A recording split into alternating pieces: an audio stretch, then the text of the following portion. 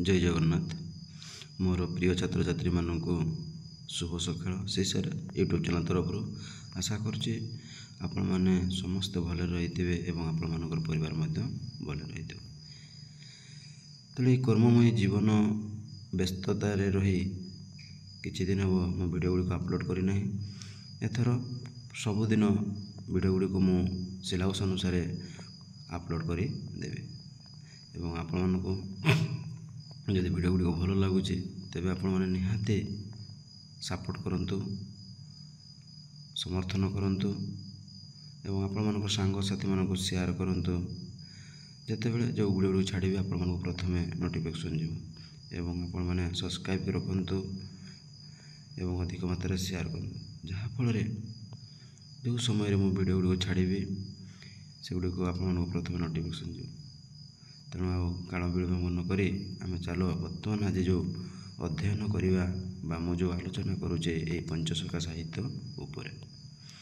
तेणु ये पंचसखा साहित्य किसी मु कौन कर संक्षिप्त प्रश्न गुड़िक आनी अच्छी आपण मैंने निहाती ये वीडियो गुड़ी को देखंतु एवं आपण मानकर जेकोसी परीक्षा हो नेट हो बा पीजी एंट्रांस बा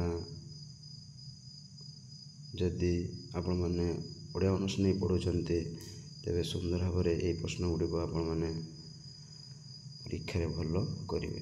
तेणु चलो पिला माने बर्तमान मुझे आलोचना करुचे ये पंचसखा साहित्य। तेणु आम जाचु प्रथम पंचसखा साहित्य जदि समय कहवा तेबे तेबे यह हूँ 1500 शताब्दी पंच सारला जुग परे परे यही पंचसखा जुगटी आसी। तेणु ये पंचसखा जदि आम कहवा क्या कहुए ना देख पंचसखा को मानू कहुए ना मोर मत बलराम दास, अति बड़े जगन्नाथ दास, अच्युतानंद जशवंत दास एवं शिशु अनंत दास को आम बुझी था जे पंचसखा साहित्य। ये पंचसखा साहित्य आम आउ कौन किसी जानी था ना ओडिया भाषार उन्नति एवं ओडिया भाषार प्रसार, ओडिया भाषार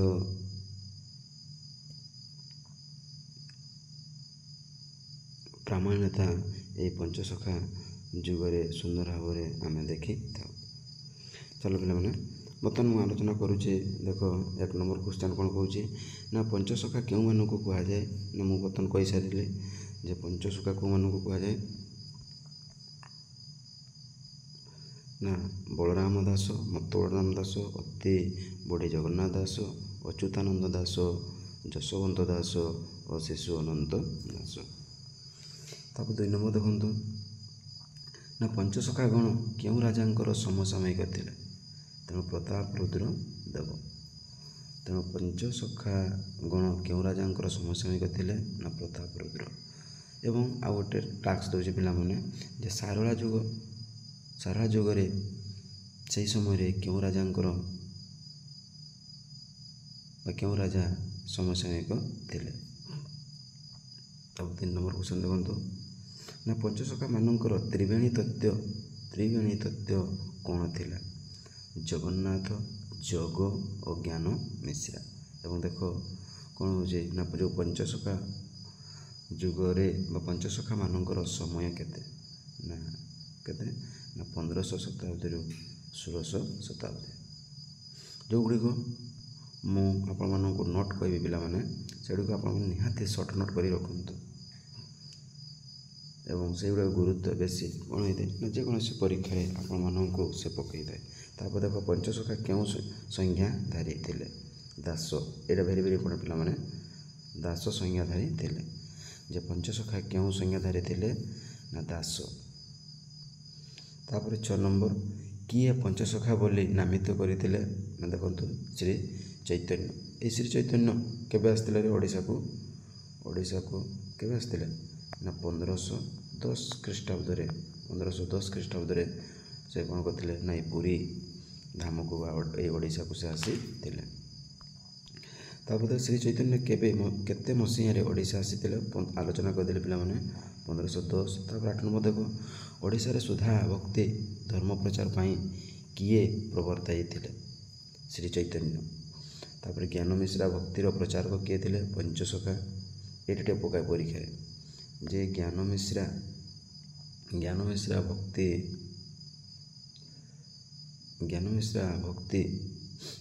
ପ୍ରଚାରକ କିଏ ଥିଲେ? ନା ପଞ୍ଚସଖା। ତାପରେ ଚାଲନ୍ତୁ 10 ନମ୍ବର। 10 ନମ୍ବର ଟିକେ ପିଲାମାନେ 10 ନମ୍ବର ଦେଖନ୍ତୁ, ରାଗାନୁଗା ଧର୍ମର ପ୍ରଚାରକ କିଏ ଥିଲେ? ସେଇ ଚୈତନ୍ୟ। ଏଇଟା ପକା ଏଟା ଜ୍ଞାନ ମିଶ୍ରା ଭକ୍ତିର ପ୍ରଚାରକ କିଏ ଥିଲେ? ନା ପଞ୍ଚସଖା।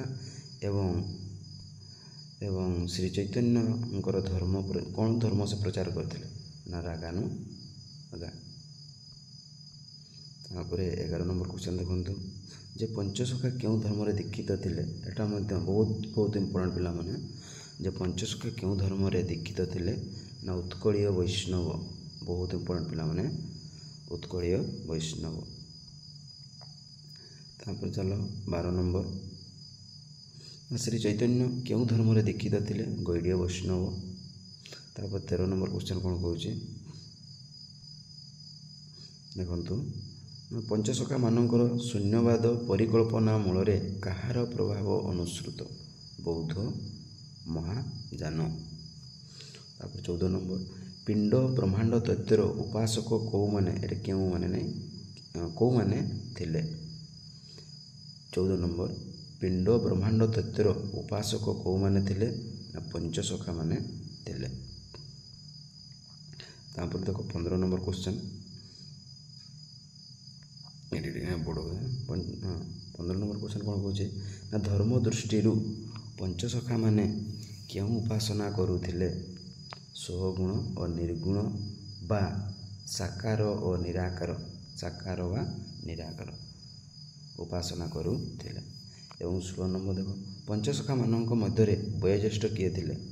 ବଳରାମ ଦାସ, ମତ୍ତ ବଳରାମ ଦାସ। ବହୁତ ଇମ୍ପୋର୍ଟାଣ୍ଟ ପିଲାମାନେ, ଏଇଟା ମଧ୍ୟ ପକାଏ। ଏଇ ଯେଉଁ ଆପଣମାନେ ଯେଉଁ ପିଜି ଦେବେ ଯେଉଁଠି ସେଇଠି ସେ ଏଇ କ୍ୱେଶ୍ଚନ୍ଟି ବାରମ୍ବାର ପକାଏ।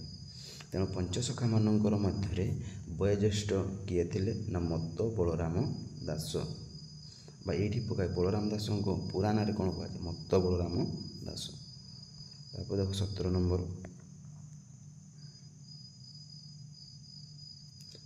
ହେଉଛି ବଳରାମ ଦାସଙ୍କ ପିତା ଓ ମାତାଙ୍କର ନାମ କ'ଣ?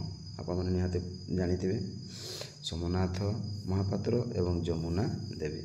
ତାପରେ 18 ନମ୍ବର, ବଳରାମ ଦାସଙ୍କର ଗୁରୁ ଚୈତନ୍ୟ ଦାସ। ବହୁତ ଗୁରୁତ୍ୱପୂର୍ଣ୍ଣ ପିଲାମାନେ, ଯେଉଁଗୁଡ଼ିକ ମୁଁ କହୁଛି ଯେଉଁଗୁଡ଼ିକ ଆପଣମାନଙ୍କୁ କହୁଛି ଗୁରୁତ୍ୱ ସେଗୁଡ଼ିକ ଆପଣ ନିହାତି ନୋଟ୍ କରି ରଖନ୍ତୁ। ଛୋଟ ଆକାରରେ ନୋଟ୍ କରନ୍ତୁ, ଖାତା ବାହାର କରି ସର୍ଟ ନୋଟ୍ କରି ରଖନ୍ତୁ। ଏବଂ 18 ନମ୍ବର ଦେଖ, ନା ବଳରାମ ଦାସଙ୍କର ଗୁରୁ କିଏ? ଶ୍ରୀ ଚୈତନ୍ୟ ଦାସ। ତାପରେ 19 ନମ୍ବର, ନା ବଳରାମ ଦାସଙ୍କର ସାଧନା ପୀଠ କେଉଁଠି ଅବସ୍ଥିତ? ଏଟା ମଧ୍ୟ ଟିକେ ଗୁରୁତ୍ୱ, ଯେ ବଳରାମ ଦାସଙ୍କର ସାଧନା ପୀଠ କେଉଁଠି ଅବସ୍ଥିତ? ଗନ୍ଧର୍ବ ମଠ। ତାପରେ 20 ନମ୍ବର ଦେଖନ୍ତୁ,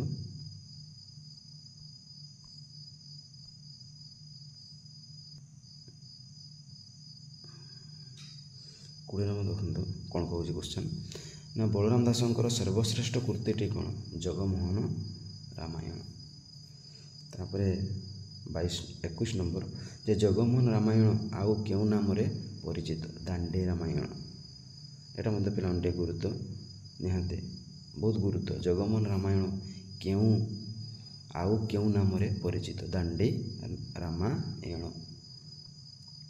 ତାପରେ 22 ନମ୍ବର, ଯେ ଜଗମୋହନ ରାମାୟଣର ପଦ ସଂଖ୍ୟା କେତେ? 1 ଲକ୍ଷ। ବହୁତ ଗୁରୁତ୍ୱପୂର୍ଣ୍ଣ, ଯେଉଁ ବଳରାମ ଦାସ ଲେଖିଛନ୍ତି ବା ତାଙ୍କର ଯେଉଁ ପରିଚିତ ଘରେ ଘରେ। ତେଣୁ ଏଇ ଜଗମୋହନ ରାମାୟଣର ପଦ ସଂଖ୍ୟା କେତେରେ? ନା 1 ଲକ୍ଷ। ପିଲାମାନେ ବହୁତ ଗୁରୁତ୍ୱ, ଏଇଟା ଲେଖି ରଖନ୍ତୁ। ଜଗମୋହନ ରାମାୟଣର ପଦ ସଂଖ୍ୟା, ବାରମ୍ବାର କହୁଛି, ଆଉ ଥରେ ଆଲୋଚନା କରିଦେଉଛି, ଯେ ଜଗମୋହନ ରାମାୟଣ ପଦ ସଂଖ୍ୟା କେତେ? ନା 1 ଲକ୍ଷ। ଏବଂ 23 ନମ୍ବର କ୍ୱେଶ୍ଚନ୍ ଦେଖନ୍ତୁ, ଏଇ ଯେଉଁ ଜଗମୋହନ ରାମାୟଣ ଯେଉଁ ବଳରାମ ଦାସ ଲେଖିଛନ୍ତି, ଏ ଜଗମୋହନ ରାମାୟଣ କେଉଁ ବୃତ୍ତରେ, ବହୁତ ଇମ୍ପୋର୍ଟାଣ୍ଟ ମଧ୍ୟ ଗୁରୁତ୍ୱପୂର୍ଣ୍ଣ, କେଉଁ ବୃତ୍ତରେ ଏହା ରଚିତ ନା ଦାଣ୍ଡି ବୃତ୍ତରେ ଏହା ରଚିତ। କହିଲ ଦେଖି ପିଲାମାନେ, ଏ ଦାଣ୍ଡି ବୃତ୍ତ ରଚନା କରିବାରେ କାହାର ହାତ ଥିଲା ବା କିଏ ପ୍ରଥମେ ଏହି ଦାଣ୍ଡି ବୃତ୍ତ ରଚନା ଆରମ୍ଭ କରିଛନ୍ତି। ଆପଣମାନେ ଯଦି ଭିଡ଼ିଓ ଗୁଡ଼ିକ ଦେଖିଛନ୍ତି ତେବେ ମୋର ନିହାତି ଆପଣମାନେ ନିହାତି ମତାମତ ଦେବେ। ତେଣୁ ଏହାର ଦାଣ୍ଡି ବୃତ୍ତ ରଚନା କିଏ କରିଛନ୍ତି ରେ ନା ସାରଳା ଦାସ ପ୍ରଥମେ ଏହା ରଚନା କରିଥିଲେ। ମୁଁ ଉତ୍ତର ମଧ୍ୟ କହିଦେଲି। ତାପରେ ଦେଖ, ଯଦି ଭିଡ଼ିଓ ଗୁଡ଼ିକ ନିହାତି ଭଲ ଲାଗୁଛି ତେବେ ଆପଣମାନେ ଅଧିକ ମାତ୍ରାରେ ସାଙ୍ଗ ଏବଂ ଆପଣମାନଙ୍କର ଯେକୌଣସି ଗ୍ରୁପରେ ସେୟାର କରନ୍ତୁ। ଆପଣମାନଙ୍କର ସାଙ୍ଗସାଥି ଭାଇ ଭଉଣୀମାନେ ନିହାତି ଭିଡ଼ିଓ ଗୁଡ଼ିକୁ ଦେଖି ଚିର ଉପକୃତ ହେବେ ଏବଂ ମୁଁ ଯେତେବେଳେ ଯେଉଁ ଭିଡ଼ିଓ ଗୁଡ଼ିକ ଛାଡ଼ିବି ଆପଣମାନଙ୍କୁ ପ୍ରଥମେ ନୋଟିଫିକେସନ୍ ଯିବ। ତେଣୁ ଆପଣମାନେ ସାର୍ ଓଡ଼ିଆ ଚ୍ୟାନେଲକୁ ସମର୍ଥନ କରନ୍ତୁ, ଲାଇକ୍ କରନ୍ତୁ, ସବସ୍କ୍ରାଇବ୍ ରଖନ୍ତୁ। ଯେତେବେଳେ ଭିଡ଼ିଓ ଗୁଡ଼ିକ ଯେଉଁ ଜିନିଷ ବା ଯେଉଁ ଭିଡ଼ିଓ ଗୁଡ଼ିକ ରିଲେଟିଭ୍ ବା ଜବ୍ ରିଲେଟିଭ୍ରେ ଛାଡ଼ିବି ଆପଣମାନଙ୍କୁ ସର୍ବପ୍ରଥମେ ଆପଣମାନଙ୍କୁ ପ୍ରଥମେ କ'ଣ କରିବେ ନୋଟିଫିକେସନ୍ ଯିବ। ତେଣୁ ଆପଣମାନେ ଲାଇକ୍ ରଖନ୍ତୁ ଏବଂ ସବସ୍କ୍ରାଇବ୍ କରି ରଖନ୍ତୁ। ତାପରେ ଦେଖ, 23 ନମ୍ବର କ୍ୱେଶ୍ଚନ୍ ମୁଁ ଆଲୋଚନା କରିଦେଲି। ତାପରେ ଆଗନ୍ତୁ ଯେ 24 ନମ୍ବର କ'ଣ କହୁଛି ନା ଜଗମୋହନ ରାମାୟଣର 7ଟି କାଣ୍ଡ କ'ଣ କ'ଣ। ଏଟା ମଧ୍ୟ ପିଲା ଯେଉଁଠି ଆପଣମାନେ ୱାଲକିନ୍ ଇଣ୍ଟରଭ୍ୟୁ ଯିବେ ବା ଇଣ୍ଟରଭ୍ୟୁ ଦେବାକୁ ଯିବେ ସେତେବେଳେ ସେଇଠି ସେମାନେ କ'ଣ କରନ୍ତି ପଚାରନ୍ତି ବା ଆପଣମାନେ ନେଟ୍ରେ ଯେଉଁ ଆପଣ ଯେଉଁ ପରୀକ୍ଷା ଦେବେ ସେଠି ମଧ୍ୟ ସେ କ'ଣ କରେ ନା ପକାଇଥାଏ। ସେ ସେଇଠୁ ପକାଇଦେବ, ଯଦି ପଚାରିଦେବ ଅଲଗା କେଉଁଟା, ଆପଣମାନେ ନିହାତି ଏଗୁଡ଼ିକ ଜାଣନ୍ତୁ। ଯେ 24 ନମ୍ବର କ'ଣ କହିଛି ନା ଜଗମୋହନ ରାମାୟଣର 7ଟି କାଣ୍ଡ କ'ଣ କ'ଣ। ତାହେଲେ ପ୍ରଥମେ ଆମେ ଗୋଟିଏ ଉତ୍ତର ପାଇଗଲୁ ଯେ ଜଗମୋହନ ରାମାୟଣରେ କେତୋଟି କାଣ୍ଡ, 7ଟି କାଣ୍ଡ। ଏବଂ 7ଟି କାଣ୍ଡର ସେଗୁଡ଼ିକ କ'ଣ କ'ଣ ଆମେ ଜାଣିବା। ପ୍ରଥମେ ଦେଖ ରହିଛି ଆଦିକାଣ୍ଡ, ତାପରେ ଶୁଣନ୍ତୁ ଅଯୋଧ୍ୟା କାଣ୍ଡ, ତାପରେ ଆରଣ୍ୟକ କାଣ୍ଡ, ତାପରେ କିଷ୍କିନ୍ଧା କାଣ୍ଡ, ତାପରେ ସୁନ୍ଦରା କାଣ୍ଡ, ତାପରେ ଯୁଦ୍ଧ କାଣ୍ଡ, ପରିଶେଷ ରହୁଛି ଉତ୍ତରା କାଣ୍ଡ। ତେଣୁ ଏହି ଥିଲା ଜଗମୋହନ ରାମାୟଣର 7ଟି କାଣ୍ଡ। ତାପରେ 25 ନମ୍ବର କ୍ୱେଶ୍ଚନ୍, ଆଦି କାଣ୍ଡରେ ମୌଳିକତା କ'ଣ ରହିଛି। ଅର୍ଥାତ୍ ଆଦି କାଣ୍ଡରେ ମୌଳିକତା ବା ଜଗମୋହନ ରାମାୟଣରେ ନିଜସ୍ୱ ଯେଉଁ ବଳରାମ ଦାସ କ'ଣ ଦେଇଛନ୍ତି ଆଦି କାଣ୍ଡରେ ନା ଦେଖ, ଆଦି କାଣ୍ଡରେ ରହିଅଛି କ'ଣ କ'ଣ ଜରଦା ହରିଶ୍ଚନ୍ଦ୍ର ଉପାଖ୍ୟାନ, ଜରଦା ଉପାଖ୍ୟାନ ଏବଂ ହରିଶ୍ଚନ୍ଦ୍ର ଉପାଖ୍ୟାନ। ତାପରେ 26 ନମ୍ବର ଦେଖନ୍ତୁ ପ୍ରଶ୍ନ କ'ଣ କହୁଛି ନା ଗୃହରେ ଆତିଥ୍ୟ ଗ୍ରହଣ କେଉଁ କାଣ୍ଡରେ ରହିଅଛି। ଅଯୋଧ୍ୟା କାଣ୍ଡରେ। ଟିକେ ପିଲାମାନେ ଶୁଣିଦିଅ ଯେ ଗୃହରେ ଆତିଥ୍ୟ ଗ୍ରହଣ କେଉଁ କାଣ୍ଡରେ ରହିଛି ନା ଅଯୋଧ୍ୟା କାଣ୍ଡ। ତାପରେ 27 ନମ୍ବର ଶବରୀ ଠାରୁ କଳି ଗ୍ରହଣ କେଉଁ କାଣ୍ଡରେ ବର୍ଣ୍ଣିତ। ଏଇଟା ପକାଏ ପରୀକ୍ଷାରେ ପିଲାମାନେ, ବହୁତ ଗୁରୁତ୍ୱପୂର୍ଣ୍ଣ। ଆପଣମାନେ ମଧ୍ୟ ଯେ ଭିଡ଼ିଓରେ ମଧ୍ୟ ଦେଖିଥିବେ ବା ପଢ଼ିଥିବେ ଜାଣିଥିବେ।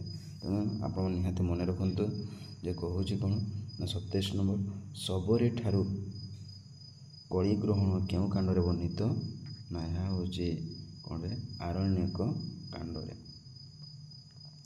ତାପରେ 28 ନମ୍ବର ବକ ପକ୍ଷୀର, ଏ ମଧ୍ୟ ବହୁତ ଗୁରୁତ୍ୱପୂର୍ଣ୍ଣ। ବକ ପକ୍ଷୀର କାର୍ଷିକ ପଞ୍ଚକ ଉପବାସ କେଉଁ କାଣ୍ଡରେ ବର୍ଣ୍ଣିତ। କିଷ୍କିନ୍ଧା କାଣ୍ଡ। ବକ ପକ୍ଷୀର କାର୍ଷିକ ପଞ୍ଚକ ଉପବାସ କେଉଁ କାଣ୍ଡରେ ବର୍ଣ୍ଣିତ ନା କିଷ୍କିନ୍ଧା କାଣ୍ଡରେ। ତାପରେ ଦେଖ 29 ନମ୍ବର ଗୁଣ୍ଡିଚା ମୂଷା ପ୍ରସଙ୍ଗ କେଉଁ କାଣ୍ଡରେ ବର୍ଣ୍ଣିତ। ସୁନ୍ଦରା କାଣ୍ଡ। ଇଏ ମଧ୍ୟ ବହୁତ ଗୁରୁତ୍ୱପୂର୍ଣ୍ଣ ପିଲାମାନେ। ଯେଉଁ ରହିଛି ଗୁଣ୍ଡିଚା ମୂଷା ଯେଉଁ ଛୋଟ ଜୀବଟିଏ ସୁନ୍ଦର ଭାବରେ ସେତୁବନ୍ଧ ତିଆରି କରିବାରେ ସେ କ'ଣ କରିଛି ସାହାଯ୍ୟ କରିଛି। ଏବଂ ଦେଖ ସେଇଠି ସେ କ'ଣ ହେଇଛି ନା ତାର ପ୍ରସଙ୍ଗ କେଉଁଠି ବର୍ଣ୍ଣନା ହେଇଛି କେଉଁ କାଣ୍ଡରେ ନା ସୁନ୍ଦରା କାଣ୍ଡରେ। ଏବଂ 30 ନମ୍ବର ଆଜିର ଶେଷ ପ୍ରଶ୍ନ। ଏବଂ ନେକ୍ସଟ ଭିଡ଼ିଓରେ ମୁଁ ଆଉ 30ଟି ଏହି ପଞ୍ଚସଖା ଯୁଗ ଅନୁସାରେ କ୍ୱେଶ୍ଚନ୍ ଗୁଡ଼ିକ ମଧ୍ୟ ଆଲୋଚନା କରିଦେବେ। ଏହା ଥିଲା ଆପଣମାନଙ୍କର ଲାଷ୍ଟ କ୍ୱେଶ୍ଚନ୍।